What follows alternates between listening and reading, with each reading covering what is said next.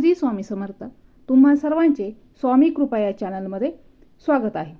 अधिक मास महात्म्य कथासाराच्या 8व्या अध्यायात आपले स्वागत आहे.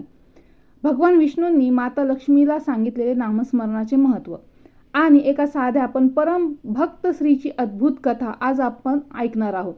सावित्री नावाची स्त्री प्रत्येक क्षणी भगवान विष्णूंचे नाम घेत असे. तिच्यासाठी नामस्मरण हाच श्वास होता, हाच तिचा आधार होता.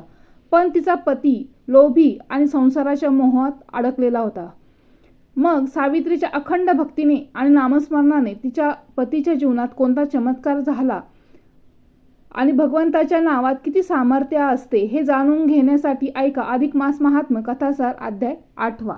अधिक मास महात्म्य कथासार अध्याय 8. महिमा नामस्मरणाचा. मातेच्या मायेने लोकहिताचा हेतू मनात धरून लक्ष्मीने प्रश्न केला, प्रभू, अधिक महिन्यात दानधर्म करावा, पवित्र नद्यांचे स्नान करावं, तीर्थाटन करावं, शारीरिक व मानसिक तप करावं, हे सारं खरं. पण जी माणसं गरीब आहेत, ज्यांना पोटाच्या उद्योगापायी पूजा पाठ करायला पुरेसा वेळ नाही, जे मानसिक आणि शारीरिक दृष्ट्या असमर्थ आहेत, जे आजारी आहेत, अशक्त आहेत, अशा जीवांसाठी उद्धारासाठी कल्याणासाठी करता येईल असं पुण्यकर्म नाही काय? लक्ष्मी मातेचा हा प्रश्न ऐकून भगवान म्हणाले, प्रत्येक जीवालाच आत्मोद्धाराचा मार्ग आणि साधन हे उपलब्ध आहेच. त्यांच्यासाठी या महिन्यात सहज करता येण्यासारखा एक मार्ग आहे, तो म्हणजे भगवंताचे नामस्मरण. कारण या नामसाधनेसाठी स्थळ काळ वेळ यांचे बंधन नाही. नाव केव्हाही कुठेही आणि कोणत्याही अवस्थेत घेता येतं. मात्र ते घेताना ओढ हवी, एकाग्रता हवी. ज्यांना शक्य असेल त्यांनी कथा कीर्तनाच्या श्रवण माध्यमातून या नामसाधनेशी जवळीक साधावी. नामस्मरण हा जड जीवांच्या उद्धाराचा, त्यांच्या कल्याणाचा साधा सोपा आणि सरळ मार्ग आहे. नामस्मरणाच्या अनुसंधानामुळे नारद हे ब्रह्मज्ञानी झाले. रामनामाच्या जपानेच वाल्याचा वाल्मिकी ऋषी झाला. रामनामानच पाण्यात पाषाण तरले. समुद्र मंथनातून वर आलेले हलाहल पिऊन शंकराच्या अंगाचा जो दाह झाला तो ह्या नामाने शांत झाला. आयुष्याच्या अखेरच्या क्षणी केवळ एकदाच घेतलेल्या नामाने अजामेळ नावाच्या दुष्टाचाही उद्धार झाला. तेव्हा अशक्त, आजारी, दुर्बल आणि गरीब लोकांनी या नामस्मरणाचीच कास धरावी. अधिक मासात नित्य नेमाने श्रीकृष्ण नामाचा, राधाकृष्णाचा, पुरुषोत्तमाचा जप करावा. नाम हे आंतरिक ओढीने, सातत्याने आणि प्रेमाने घ्यावे. अशा नामस्मरणाने नाम घेणाऱ्या व्यक्तीस थोर पुण्यप्राप्ती होते. भगवंताच्या अखंड घेतलेल्या नामाने सर्व पापांचा नाश कसा होतो, नामधारकांच्या नामसाधनेने त्याचे व त्यांच्या कुटुंबाचे कल्याण कसे होते या संदर्भातील एक कथाच मी तुला सांगतो. नर्मदा नदीच्या काठावरील भूसर नावाच्या एका गावात एक स्त्री राहत होती. तिचे नाव होते सावित्री. ती मोठी श्रद्धाळू आणि भगवत भक्त होती. नारायण नारायण हे तिच्या वाणीतून सदैव स्रवत होते. तिला उठता बसता येता जाता इतकेच नव्हे तर कामधाम करत असतानाही मुखाने भगवंत नामस्मरणाचा छंद जडलेला होता.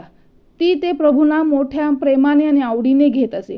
सावित्री ही नारायणाची पूजक, तर तिचा पती हा मात्र लक्ष्मीचा उपासक होता. पैसा, धन, संपत्ती आणि त्याचा विपुल संग्रह हा त्याचा आवडता छंद होता.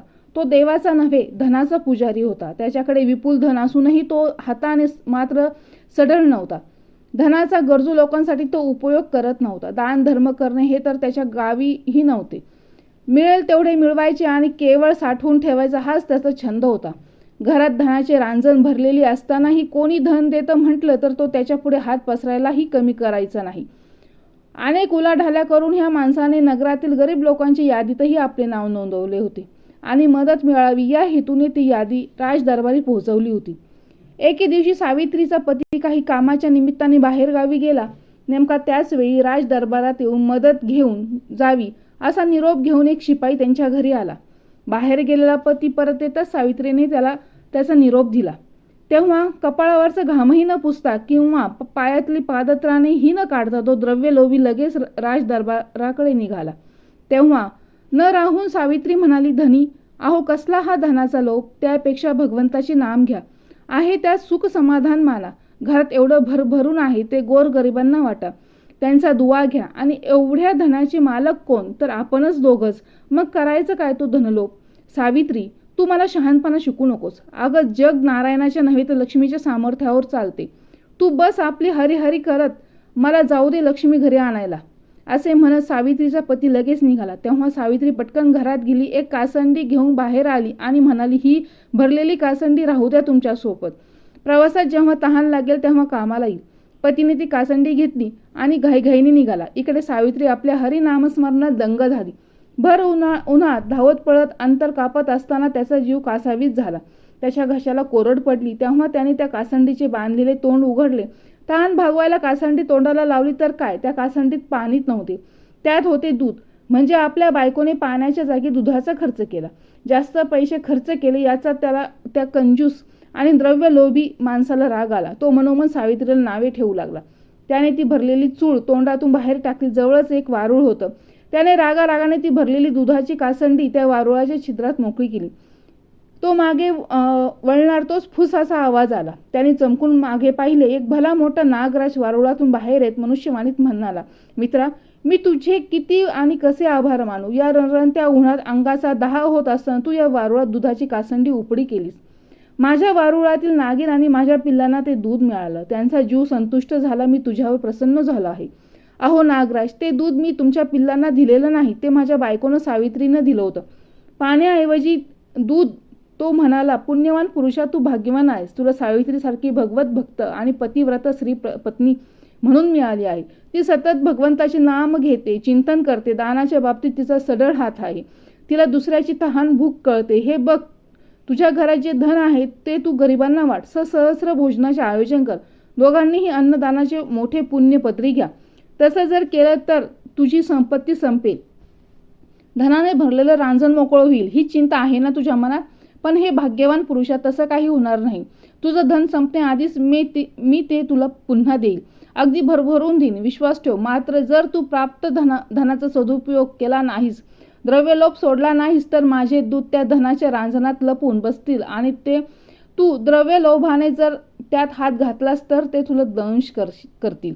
तू एक काम कर, आल्या पावली परत जा. तू श्रीमंत आहेस, धनवान आहेस, मी गरीब आहे, निर्धन आहे असं खोटं सांगून राजाला फसू नकोस. राजा हे नारायणाचे रूप असते. त्याच्याशी सत्याने आणि सचोटीने वाग. परत जा, घरी परत जा. नागराजाचे हे बोलणे ऐकल्याने डोळे उघडलेला तो सरळ आपल्या घराकडे परत गेला. मग त्याने पुढाकार घेतला. सहस्र भोजन घातले. सपत्नीक अन्नदानाचे पुण्य मिळविले. जनता जनार्दन संतुष्ट केले. अक्षर धनाचा मालक झाला. विष्णू म्हणाले, देवी, असा आहे अधिक मासातील नामस्मरणाचा अद्भुत महिमा. नामस्मरण हे साधं सोपं सहज करता येण्यासारखं पुण्यकर्म आहे. सर्वांनी हे अवश्य करावं. नामाची कास धरा आणि भगवंत जोडा. ह्याच 8व्या अध्यायाचा संदेश आहे. अध्याय 8 समाप्त. श्रीकृष्णार्पणमस्तु. तर अशा प्रकारे या कथेतून आपल्याला हे समजते की भगवंताचे नामस्मरण मनापासून आणि श्रद्धेने केले तर अशक्य वाटणाऱ्या गोष्टीही शक्य होतात. सावित्रीच्या अखंड भक्तीने आणि भगवान विष्णूंच्या नामस्मरणाने तिच्या पतीच्या जीवनात परिवर्तन घडले. लोभ, अहंकार आणि वाईट विचार दूर होऊन त्यांच्या जीवनात सुख, शांती आणि सद्बुद्धी आली. म्हणूनच अधिक मासात केलेले नामस्मरण, जप, भक्ती आणि प्रभूचे चिंतन अनेक पटींनी पुण्य देणारे मानले जाते. भगवंताचे नाम हेच आपल्या जीवनातील सर्वात मोठे आधार आणि खरे धन आहे. जर तुम्हाला ही कथा आवडली असेल तर व्हिडिओला लाईक करा, शेअर करा आणि अशाच पवित्र कथा ऐकण्यासाठी चॅनलला सबस्क्राईब करा. श्री स्वामी समर्थ.